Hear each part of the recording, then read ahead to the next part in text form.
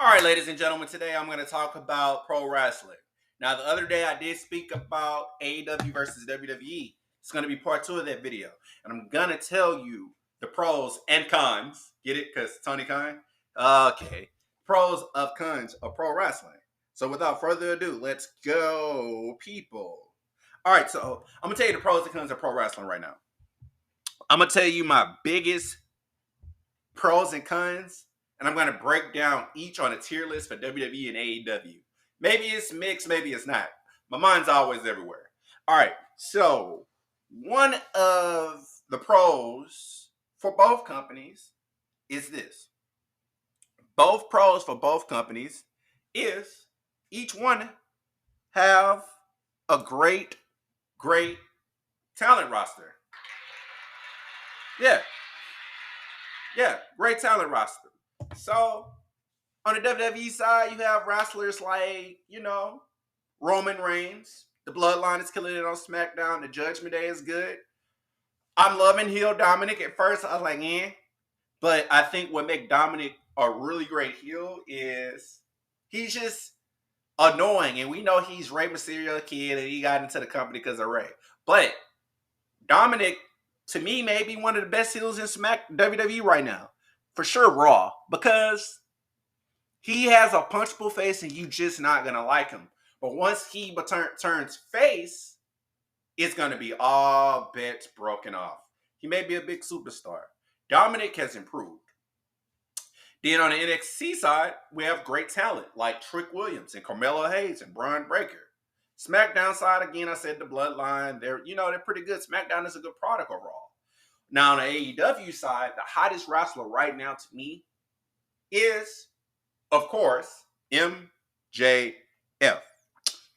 MJF. Yeah. MJF. Now, MJF is like, I don't know how to describe it. He knows he can get away with a lot because that contract is coming out. His contract is about to expire really soon, especially with the Earth axis is like spinning hella fast right now. Like, time is going by fast. I didn't even know the other day daylight saving times occurred. But I just slept through it in our phones now, just literally just, do it. So I'm really proud of MJF. But when you're literally like the number one talent in all of wrestling, everybody wants you, it's, oh man, it's a satisfying feeling. It's kind of like me. I used to work for HEB.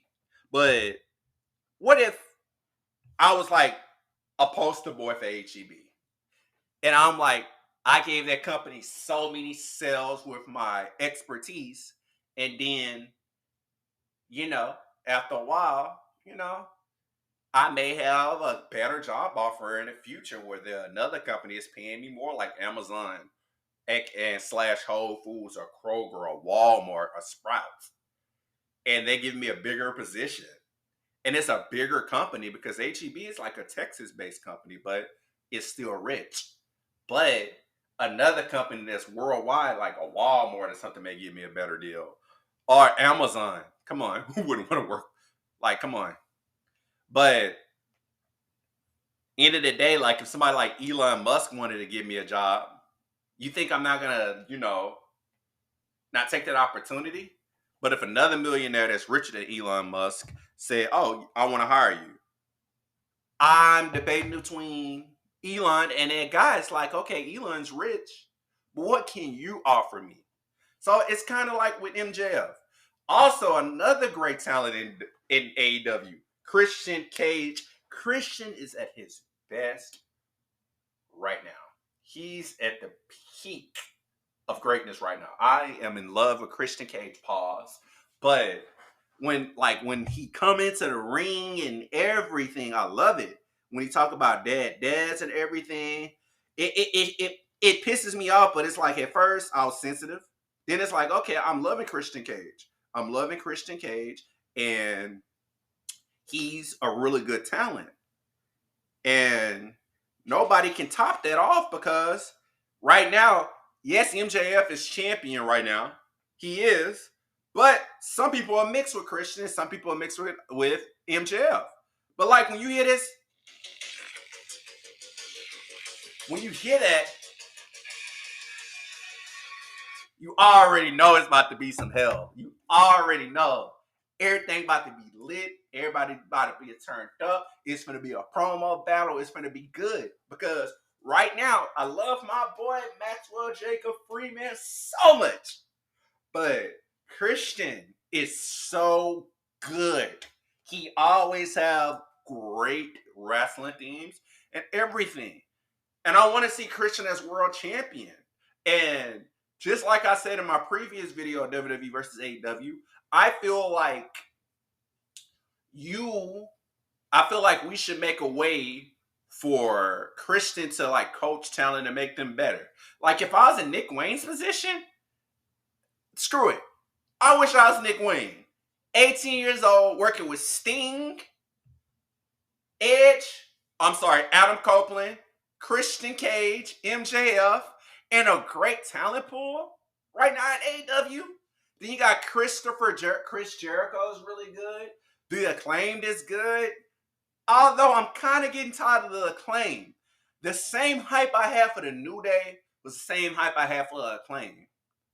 And when New Day debuted, when they was doing this, when Xavier Woods was telling them that y'all need to be serious, and it was good. I was loving New Day. Then after a while, it got stale. Scissor me, daddy, I love it. But it's similar to the New Day pancakes. And that, to me, brings me to the cons of both companies. Both of the cons of the companies is like gimmicks like the New Day and the Acclaimed. Some gimmicks are getting staled like right now.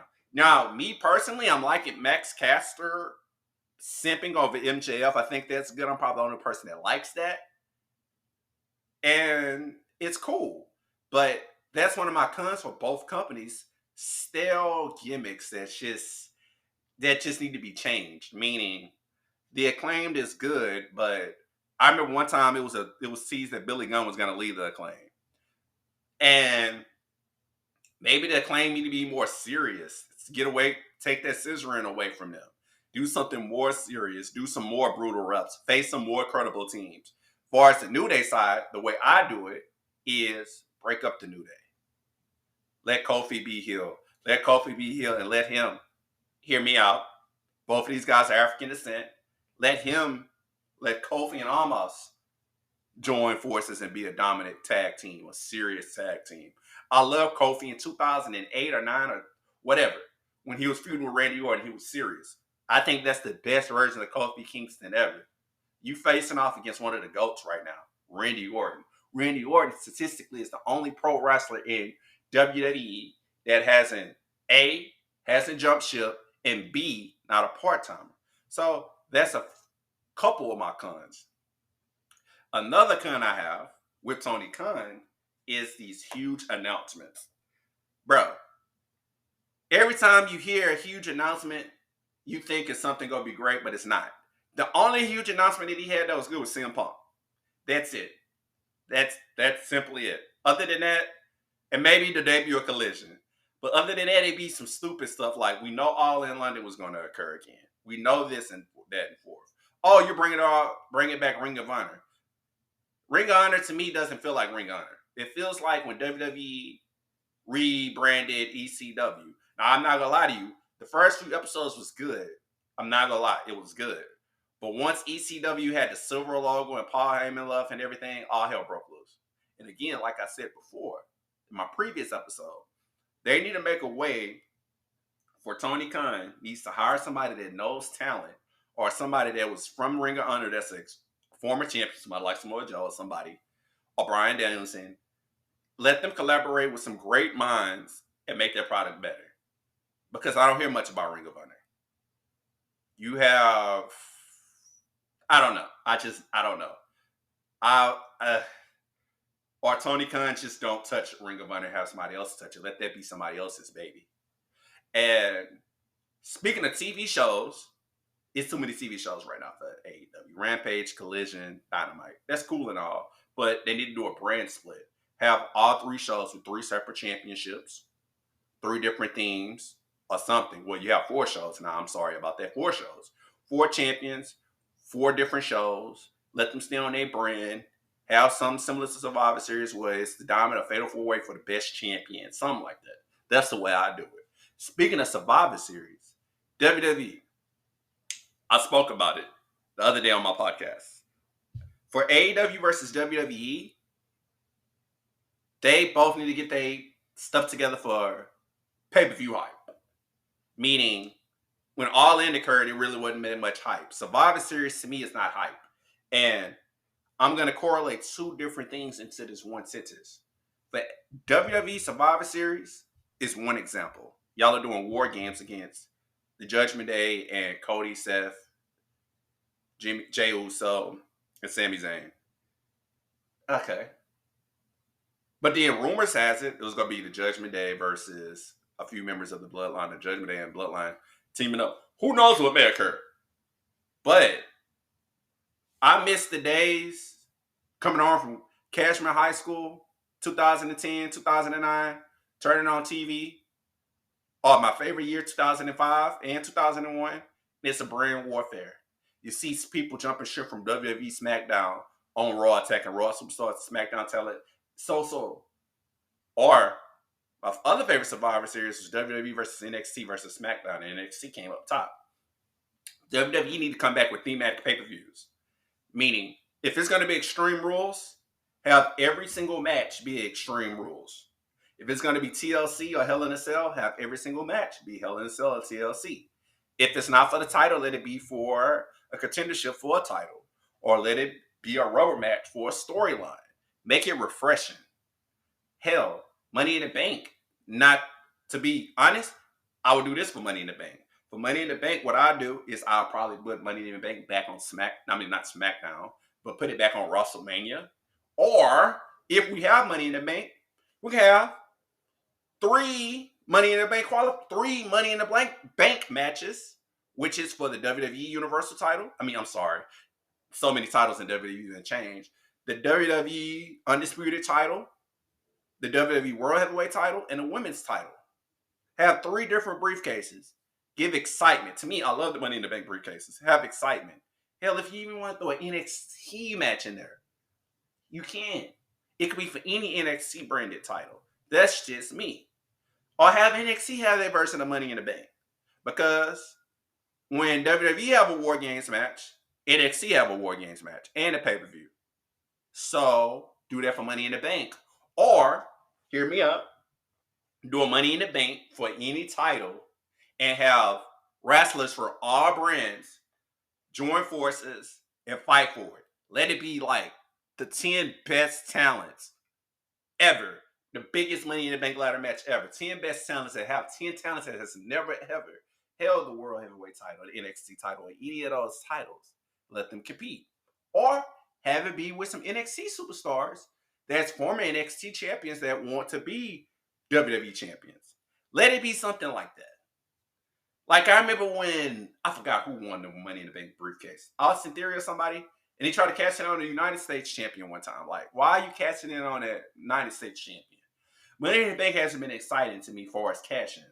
Yeah, Io Shirai cashed in on Bianca Belair, but we knew that was coming. Because again, WWE treats black people and black wrestlers like absolute garbage. So I knew that it was, I knew that wasn't going to come.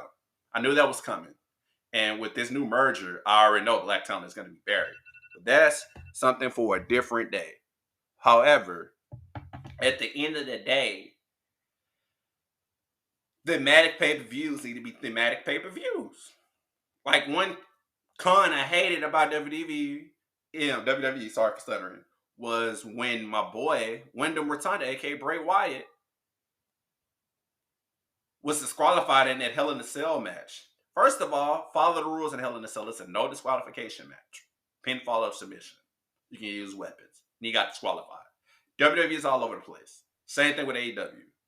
And another con I have right now with WWE right now that's really annoying me, and I'm probably one of the few people that feel this way, is, and I keep mentioning it before, CM Punk. People like, you're a CM Punk hater. No, I'm not a CM Punk hater. It's just for a guy that said 10 years ago, that I'm never going to return to pro wrestling, and then he went to UFC, and for him to portray himself as a tough guy and he got his ass kicked in UFC, It sucks. It sucks. He got his ass kicked in UFC. Then he went to AEW. Then he was causing issues. Now y'all about to sign him back to the WWE. Although, regardless of the situation, that show is sold out and it's going to be ratings when Punk debuts. But again, maybe he'll grow up. Maybe he won't. But at the end of the day, CM Punk is just, to me, again, a liability to the company. So why would y'all sign somebody that's a problem? That's causing issues backstage. But again, a lot of people in the WWE, those big stars, caused problems back then. But what made me realize things even better is when Jonathan Coachman was saying in Chris Van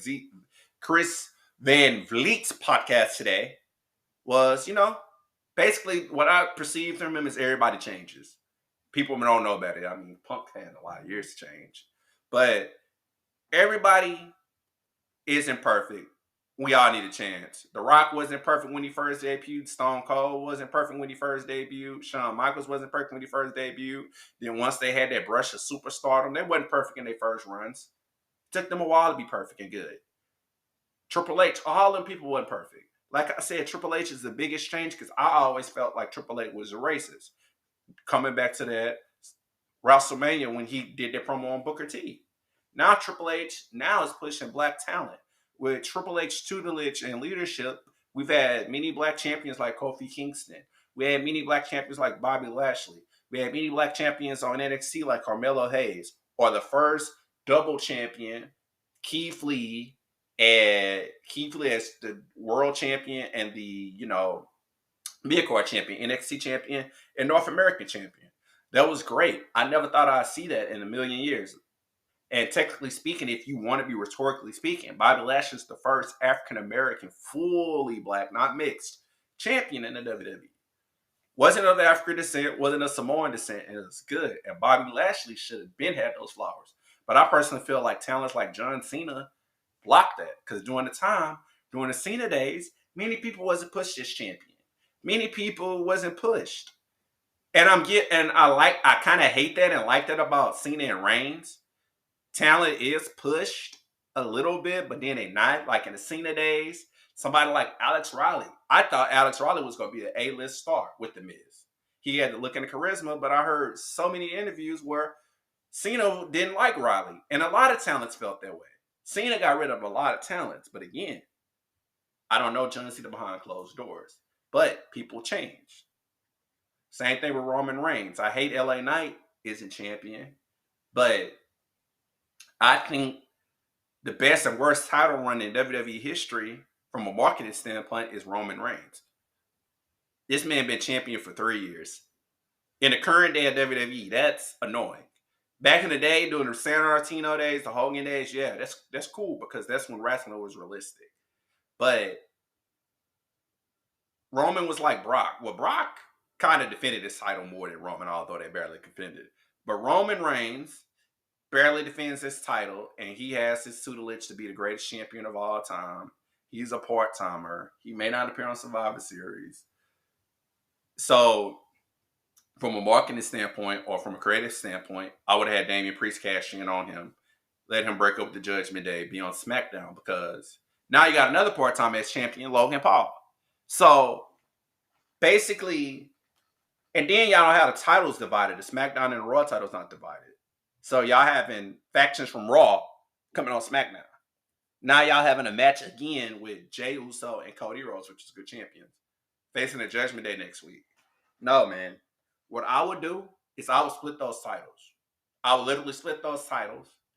I would take that NXT North American Championship off Dominic. Or, me personally, I merge the title, have Dominic face off against Gunther or anybody, although that's going to be a squash match, and let the title be unified and come up with a new title like the Intercontinental North American Champion or the WWE North American Champion. Something, create a title, because you have two mid-card titles, although, come to think of it, the most prestige title right now in WWE right now is Gunther's title. 500 days as champion, and you are defending champion, and you defend against good talent, and Gunther's title defenses has been way better than Roman's, because Roman's is former WWE champions, But Gunther was facing with Ricochet, Rey Mysterio. The list goes on. Gunther has had a dominant title reign. I love it. And if he feud with Brock, let the title be off of him. Although if they merge the titles and somehow Dominic wins, oh, he'll heat. Or put the NXT title back on NXT and keep it on there. Let Dominic be exclusive to NXT. I don't know. But WWE is all over the place because it's like we have a Raw and SmackDown general manager, but everybody is appearing on all the shows. Like that one-off Tuesday night special on NXT where Undertaker appeared and Cena appeared just to stick it to AEW. No, don't do that. And that's another kind. Both it's competition, but both shows don't gotta always one up each other and mention each other. Me personally, if I'm beefing with somebody, I'm not gonna show them no mind. I'm gonna still do my thing. I'm gonna still keep my card and do my show the best I can do. I'm gonna do my thing. I'm gonna do my job. I'm gonna do me. I'm not gonna compete against them because that's too much time. That time I have competing against them may be good or bad, but at the end of the day, if I utilize my time in building my product and building me better, then we can talk. Ratings. My ratings are gonna talk. Because fans like, okay, these two are competing against each other. We love it, but hasn't this been done before with WWE and ECW? Or WWF versus WCW versus ECW? Or WWF versus TNA? Or WWE versus TNA? Or NWA versus WCW? Or da-da-da-da-da. The list can go on and on. So be different. And that's why I kind of like NWA, because NWA has its own little show. Impact has its own show. Both do have former talents of WWE and AEW, WCW, ECW, TNA, and all that. But they're doing their own thing and they're making their own product unique.